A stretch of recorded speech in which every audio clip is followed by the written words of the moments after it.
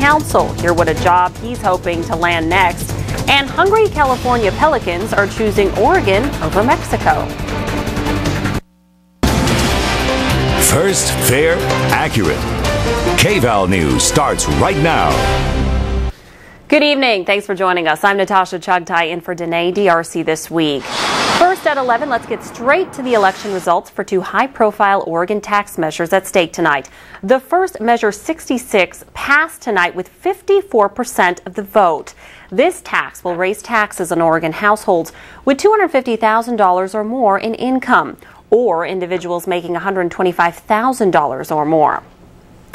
Oregon voters also approved Measure 67, which raises some business taxes. Now, that measure passed with 53% of the vote. This tax will raise some corporate taxes, including the corporate minimum tax, business minimum tax, and corporate profits tax. Education advocates were among those cheering the decision. Joy Marshall is the director of Stand for Children in Lane County.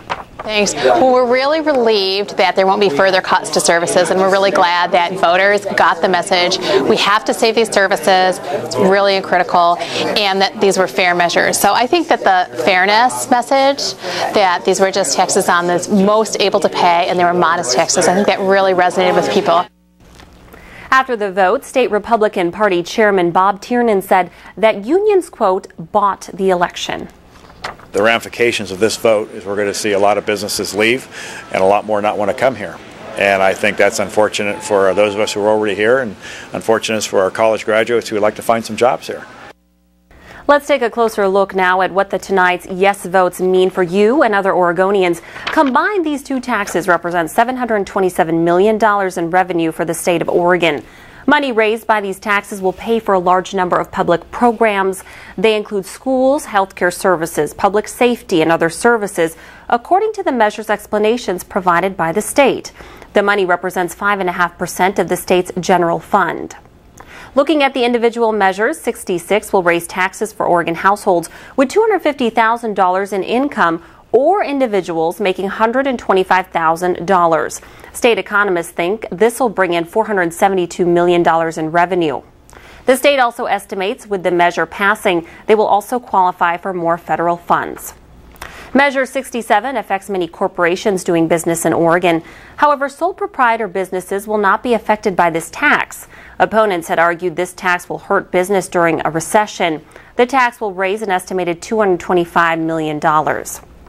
Oregon lawmakers first passed these taxes last year before they were sent to the voters. They will meet in a previously scheduled session starting next Monday.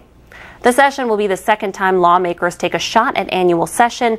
They have a wide range of issues on their agenda, but these tax measures spared them from having to make sharp budget cuts.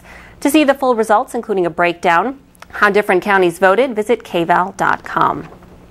With Lane County's jobless rate in the double digits, nobody is safe from layoffs, even if you're the Springfield City Council president. Kval's Todd Milburn caught up with Dave Ralston, who's applying for a new job as Lane County Commissioner. It's new tonight.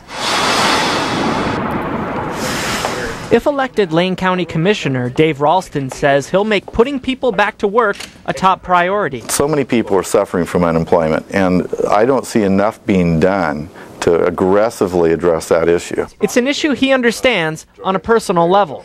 6 months ago, Ralston lost the job he'd had for 24 years. This is Far West Steel.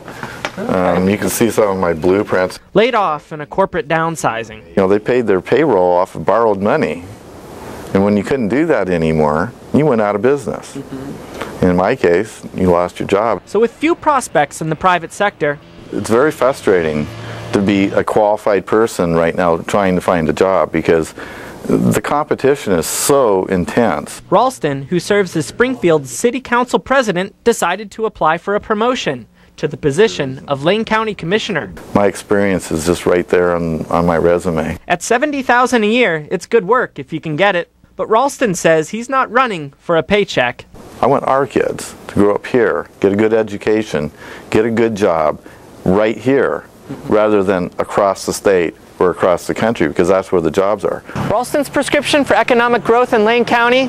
Two ideas: more logging and more urban growth. By expanding the urban growth boundary, we can create whole new commercial zones that we could target individual high wage earning businesses to come in. Ralston says solving Lane County's 13% unemployment problem won't be easy, but if elected Lane County Commissioner, at least he'll understand what people are going through. I definitely feel their pain. In Eugene, I'm Todd Milburn, Kval News. Ralston is running for the seat of Bill Dwyer, who is not seeking re-election. His opponents so far in the May election include Mark Callahan, Pat Riggs-Henson, and Michael Talo. Springfield's new jail has some new inmates tonight. Here's one of them, Kval's own Tom Adams. This is his fake mugshot. Tom and other members of the public are spending a night behind bars voluntarily. Participants go through almost the exact same process as any inmate.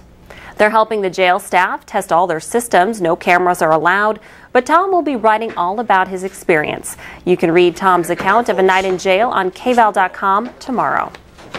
A man accused of running a red light in Albany is off the hook tonight.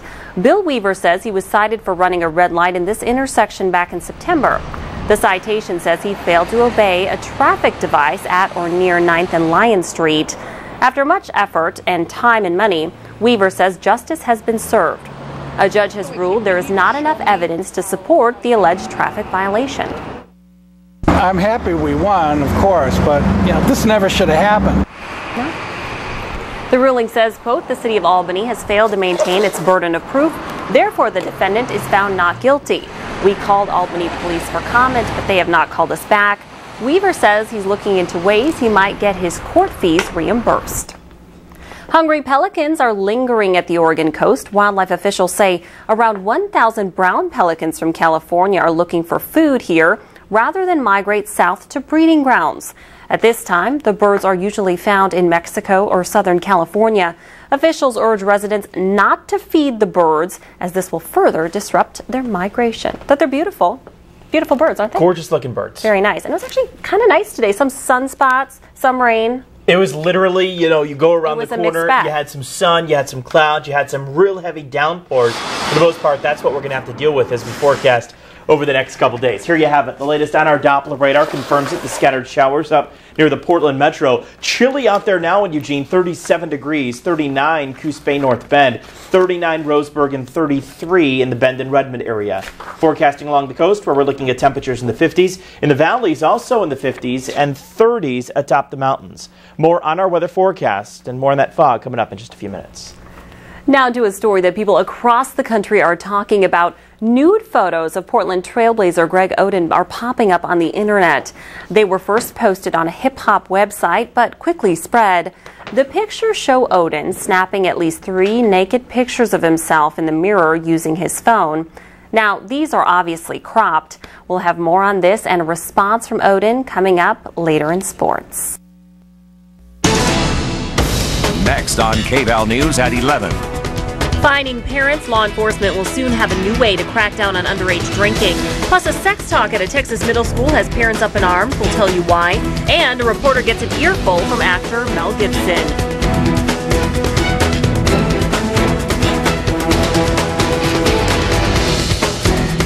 First, fair, accurate. You're watching Kval News. Discount Windows is your full-service window and door shop, rain or shine. We sell brand-name windows and doors for less.